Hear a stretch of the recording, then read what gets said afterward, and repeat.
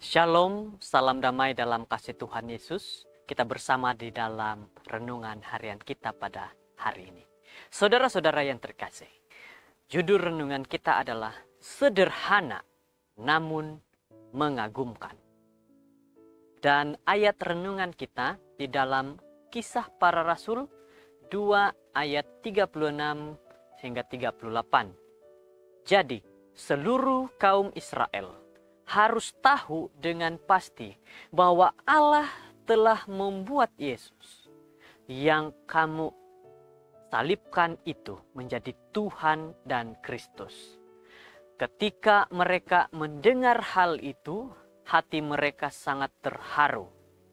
Lalu mereka bertanya kepada Petrus dan rasul-rasul yang lain, apakah yang harus kami perbuat, saudara-saudara?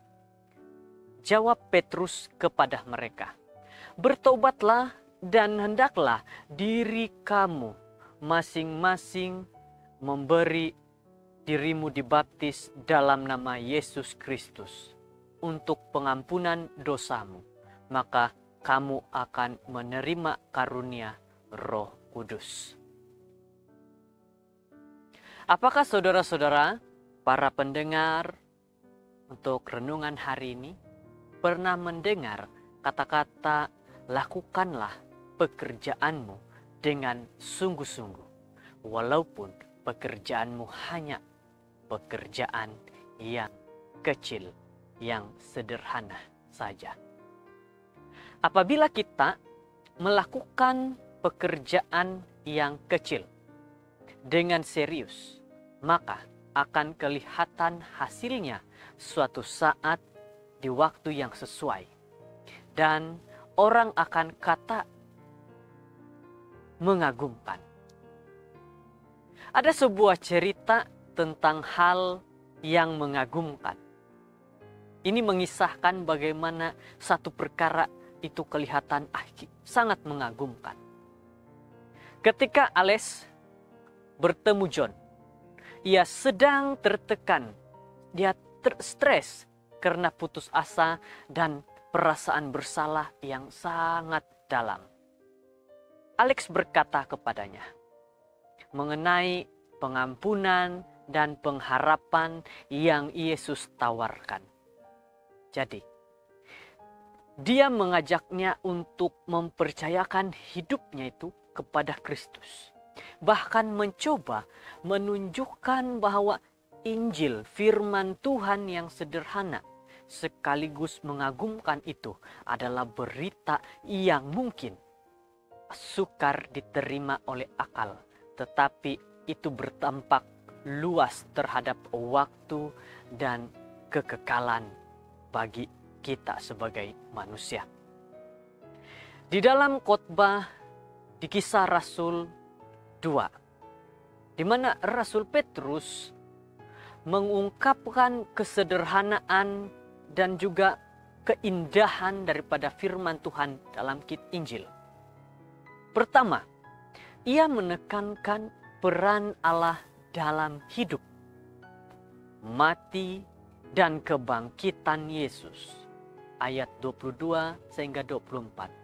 Ia menyatakan bahwa Allah telah meninggikan Yesus sebagai Tuhan dan Kristus. Ayat 36.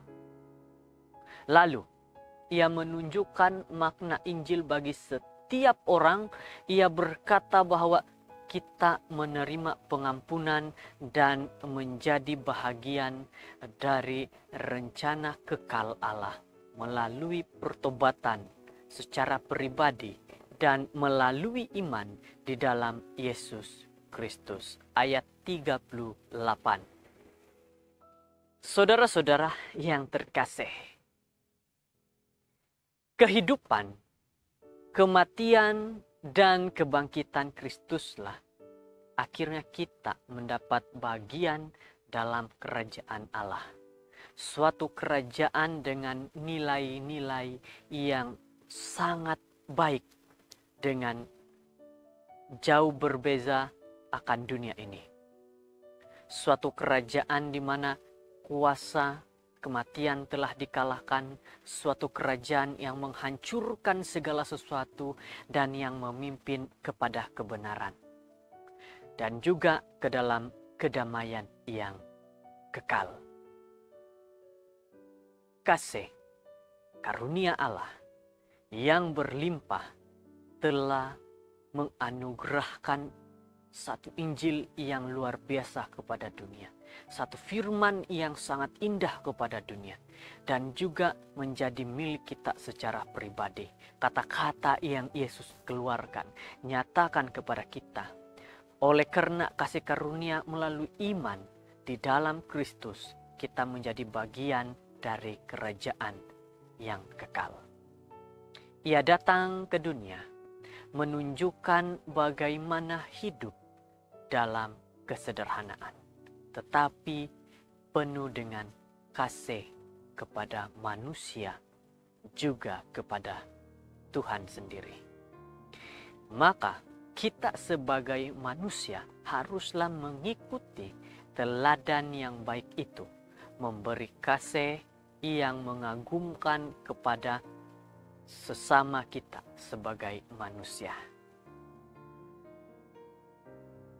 Keselamatan sangatlah sederhana, sehingga kita dapat melupakannya. Namun juga begitu dalam sehingga kita tidak mampu memahaminya.